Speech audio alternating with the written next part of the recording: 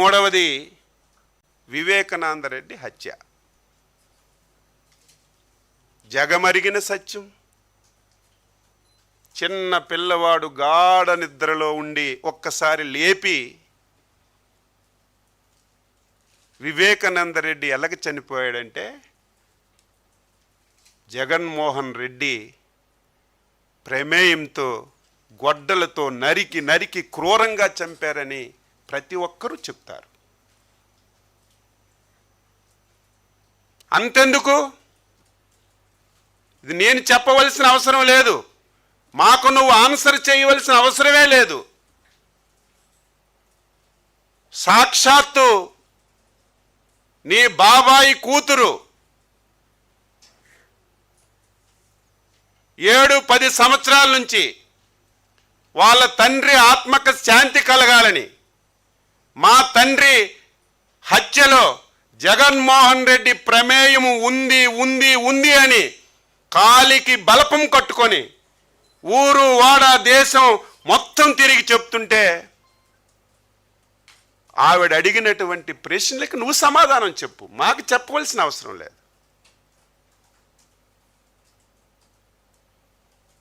కనీసం మేము అడిగిన దానికైనా ఇన్ని రోజులైంది, ఒక్క రోజైనా సరే నువ్వు సమాధానం చెప్పకుండా దీన్ని కూడా నువ్వు చంద్రబాబు నాయుడు గారి ప్రమేయం ఉంది, గొడ్డల పార్టీ ఎందుకు గింజుకుంటున్నావు? గొడ్డల పార్టీ కాదా? సొంత బాబాయిని అధికారం గురించి నేను ప్రతిసారి చెప్తున్నాను, ముఖ్యమంత్రి పదవి గురించి అధికారం గురించి తండ్రిని వదలడు, బాబాయిని వదలడు, తల్లిని వదలడు, చెల్లిని వదలడు, చివరికి నీకు ఈ స్థాయికి తీసుకొచ్చినటువంటి కార్యకర్తలను కూడా ఊచకోత కోసి అధికారాలను రావడానికి ప్రయత్నం చేస్తావు తప్ప నీకు ఇంకొక ఆలోచనే ఉండదని చెప్పి తెలియజేస్తున్నాను. దీనికి ఆన్సర్ చేయి.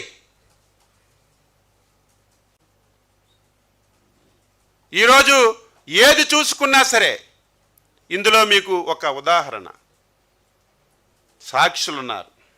ఎంతమంది ఉన్నారు? వివేకానంద రెడ్డి హత్యలో ఉన్నటువంటి సాక్షులను ఒకసారి తీసుకుంటే ఒక్కొక్కరిని ఏ విధంగా హతమార్చారో మీ అందరికి కూడా తెలుసు.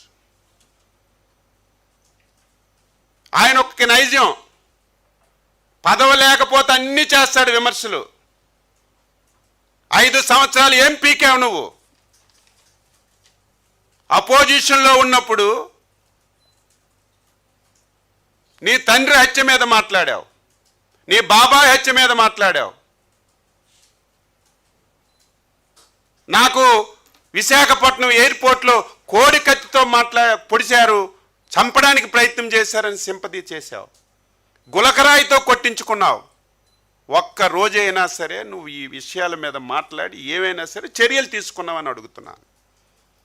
అధికారం లేనప్పుడు మాట్లాడడం, అధికారం వచ్చిన తర్వాత కనీసం దాని గురించి మాట్లాడకపోవడం ఆయన యొక్క నైజం అని చెప్పి తెలియజేస్తున్నాను.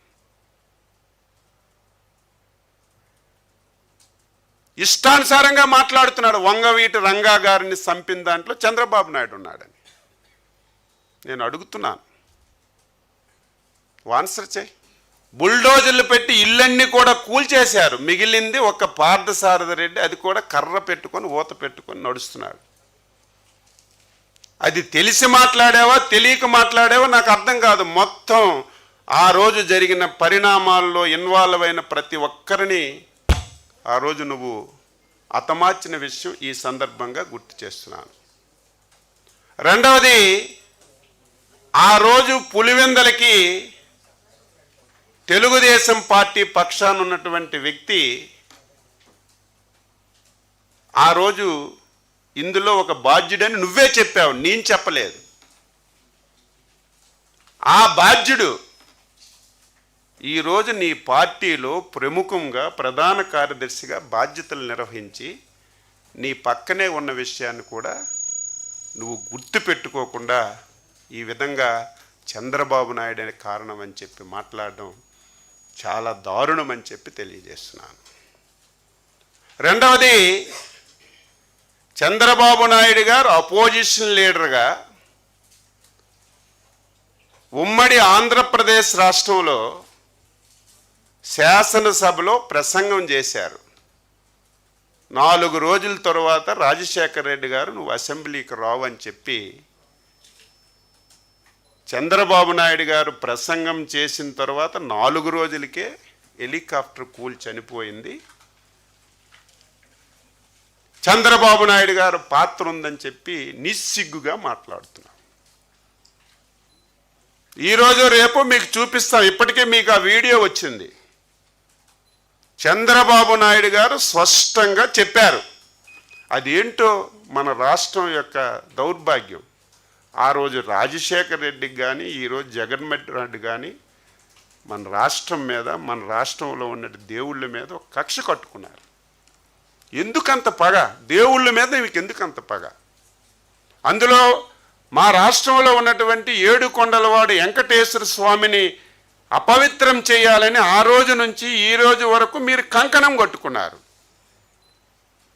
అందులో భాగంగా నీ తండ్రి ముఖ్యమంత్రిగా శాసనసభలో వెంకటేశ్వర స్వామికి 7 కొండలు అవసరం లేదు, 5 కొండలని చెప్పి నిండు శాసనసభలో మాట్లాడితే, ఆ సందర్భంలో అపోజిషన్ లీడర్గా నేను వెంకటేశ్వర స్వామికి భక్తుణ్ణి, ఆ ప్రాంతంలో వెంకటేశ్వర స్వామి పాదాల చెందన పెరిగిన వాడిని, వెంకటేశ్వర స్వామికి ఎవరు అపవిత్రం చేసినా సరే ఎవరికి మంచి జరగదు, మేలు జరగదు అని చెప్పి మాట్లాడినటువంటి మాటలు అని చెప్పి తెలియజేస్తున్నాను. దాన్ని వక్రీకరించి నిన్న మాట్లాడాడు. ఇంతెందుకు, రాజశేఖర్ రెడ్డి చావుని ఒక నెల రోజుల ముందే నేను ఇక్కడే ఇదే ప్లేస్లో పాత్రికేయుల సమావేశంలో చెప్పాను. రాజశేఖర్ రెడ్డి యొక్క మరణంలో అనుమానాలు ఉన్నాయి. ఇందులో జగన్మోహన్ రెడ్డి గారి యొక్క పాత్ర ఉంది అని చెప్పి ఆ రోజు ఉన్నటువంటి కాంగ్రెస్ నాయకులందరూ మాట్లాడారు. ఆ రోజు బొత్స సత్యబాబు గారు కూడా మాట్లాడారు. నేను మాట్లాడితే ఆయన ఏడ్చాడు. ఎందుకు ఏడ్చాడో నాకు ఈ రోజుకి అర్థం కావడం లేదు. నేనేం తప్పు మాట్లాడానా? మీ జగన్మోహన్ రెడ్డి లాగా లేనిది ఉన్నట్టుగా మాట్లాడానా? ఉన్నది వాస్తవం. ఆ రోజు నువ్వు అధ్యక్షుడిగా ఏం మాట్లాడావో అదే నేను ఆ రోజు చెప్తే నువ్వు ఏడ్చావు. ఎందుకు ఏడ్చావు? ఈ రోజుకి సమాధానం లేదు. ఎంత మోసం, దగ, ఎంత కుట్ర, ఎంత దౌర్భాగ్యంగా వ్యవహరిస్తున్నాడు. ఎగ్జాంపుల్ ఆ రోజు నువ్వే నా తండ్రి సావుకి రిలయన్స్ గ్రూప్ అధినేత ముఖేష్ అంబానీ గారని చెప్పి నువ్వే చెప్పావు. ఆంధ్ర రాష్ట్రంలో ఉన్నటువంటి రిలయన్స్ సంస్థలన్నింటి మీద మీ వాళ్ళందరినీ పంపించి దాడులు చేశావు. ఇది వాస్తవమా కాదా? ప్రజలందరికీ నేను ఈ సందర్భంగా అడుగుతున్నాను. పాత్రికేయులుగా మీరు కూడా ఒకసారి గుర్తుపెట్టుకోవాలి. అచ్చెన్నాయుడు చెప్పింది వాస్తవమా కాదా అని తెలుసుకోవాలి. నువ్వే రిలయన్స్ వాళ్ళ పాత్ర ఉందని చెప్పి దాడులు చేయించి, నానా యాతన చేయించి, నువ్వు అధికారంలోకి వచ్చిన తర్వాత రిలయన్స్ వాళ్ళని మంచిగా చేసుకొని వాళ్ళు చెప్పిన వాళ్ళకి రాజ్యసభ సీట్ ఇచ్చావా లేదని చెప్పి నేను అడుగుతున్నాను. ఇందులో ఎవరి పాత్ర ఉంది? చంద్రబాబు నాయుడు గారికి ఇందులో ఏం సంబంధం? దీనికి కర్మ, కర్త, క్రియ నువ్వే. ఏం జరిగిందో నువ్వే చెప్పాలి. బాధ్యులు ఎవరో నువ్వే చెప్పాలి. దీన్ని వక్రీకరించి మాట్లాడుతున్నావు. ఇక